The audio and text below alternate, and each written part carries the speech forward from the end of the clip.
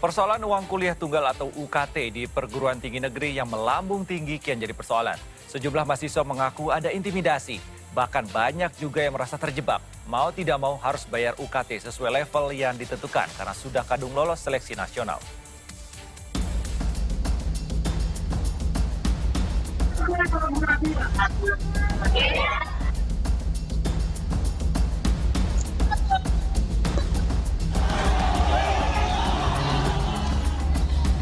Orang miskin dilarang kuliah.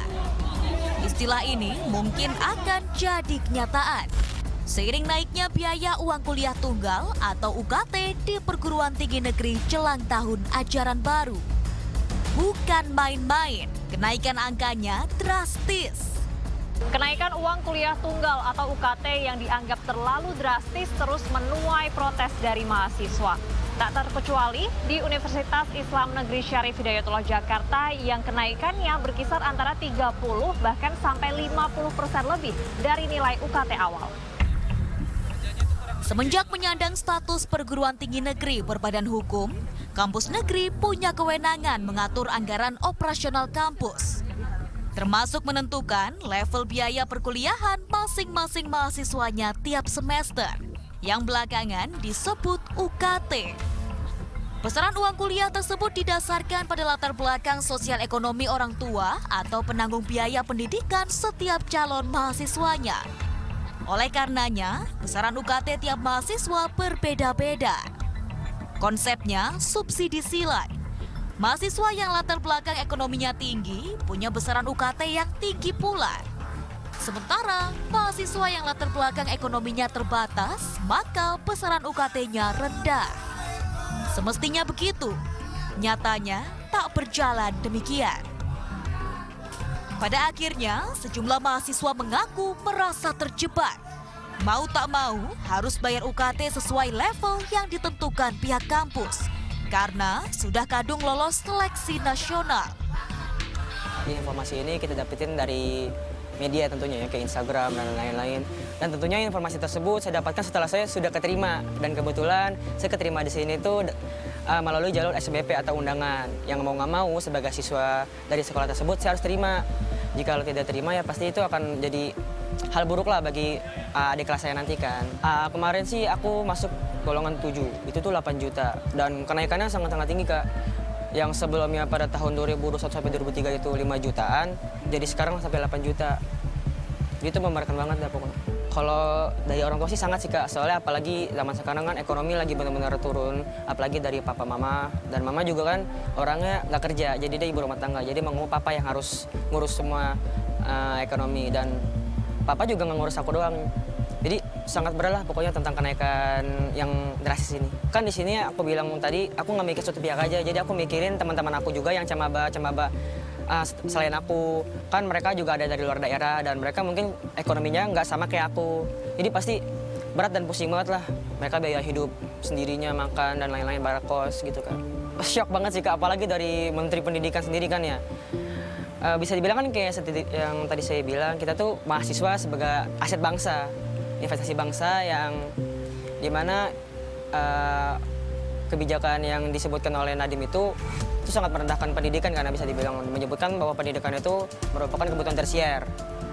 Yang sebetulnya malah pendidikan itu harusnya menjadikan primer yang pertama kan Kak.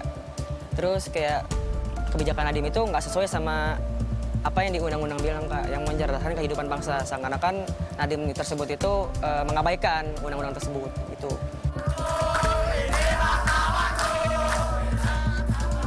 Seruan keresahan dan juga kekecewaan mahasiswa terus disampaikan kepada pihak rektorat kampus terkait dengan naiknya harga UKT yang begitu tinggi dan dianggap minim informasi kepada para calon mahasiswa baru. Seruan ini tidak hanya dilakukan oleh calon mahasiswa baru yang benar-benar terdampak dari naiknya UKT ini, namun dari berbagai lapisan mahasiswa yang ikut resah dengan kebijakan ini.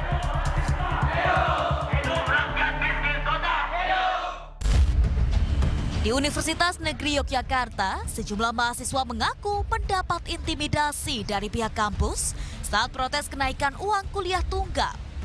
Para mahasiswa diancam jangan terlalu banyak bicara. Salah satu ancamannya yakni akan mencabut hak beasiswa Kartu Indonesia Pintar. Kalau ancaman yang bersifat, ya pokoknya kamu jangan terlalu banyak berbicara tentang hal ini gitu. Ya ancaman-ancaman seperti itu. Ya harapan saya ketika melaporkan di sana ya terdapat respon dari kampus, karena kan bagaimanapun huru hara yang terjadi saat ini, apapun itu judulnya gitu ya, huru hara apapun yang terjadi saat ini, ada yang mungkin A, B, C dan lain sebagainya. Apapun itu yang menjadi visi saya, ya bagaimana kampus dapat merespon tentang UKT ini gitu. Pihak kampus membantah mengintimidasi mahasiswa. Mereka mengaku justru berikan ruang diskusi seluas-luasnya dengan mahasiswa soal UKT ini. Silahkan ada masalah itu disuarakan ke kami. Nah, kemudian daripada panas-panasan ke jalan, nah silahkan disuarakan ke kami, malah disuguhi makanan, disuguhi apa, kita ngobrol baik-baik. Jadi istilahnya kami silahkan audiensi, tidak usah ke jalan. Dan mungkin itu anak-anak mahasiswa atau anak-anak BEM menafsirkan tidak boleh ke jalan, tapi padahal kami itu tidak harus ke jalan aja selesai masalah, karena kita menyediakan audiensi, dan alhamdulillah audiensi sudah kami lakukan dengan mahasiswa sebelum itu. Menteri Pendidikan, Kebudayaan, Riset, dan Teknologi Nadiem Makarim sebut kenaikan UKT hanya berlaku pada mahasiswa baru. Sementara besaran UKT mahasiswa senior akan tetap sama, sesuai dengan UKT ketika awal masuk. Tarif UKT juga bukannya tak bisa dipertanyakan. Mahasiswa bisa mengajukan protes ke pihak kampus jika memang level UKT yang ditentukan tak sesuai kemampuan. Namun, kian meruncingnya polemik UKT di perguruan tinggi negeri membuat Wakil Presiden Ma'ruf Amin angkat bicara, meminta pihak kampus cari alternatif lain demi meraup biaya operasional kampus. Jangan sampai jadi kenyataan, orang miskin tak bisa kuliah. Tim Liputan melaporkan untuk NET.